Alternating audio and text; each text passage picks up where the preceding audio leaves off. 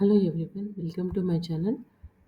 Today I'm going to explain about AI image generator sites అనమాట. So మనము ఈజీగా AI images generate చేసుకోవచ్చు. So ఈ విధంగా ఏఐ ఇమేజ్ జనరేట్ సైట్స్ అని టైప్ చేస్తే మనకు చాలా వస్తాయి. ఇందులో ఫస్ట్ వన్ నేను పిక్ చేసుకున్నాను, ఫ్రీ పిక్ అని. చాలా బాగుంది, ట్రై చేయండి.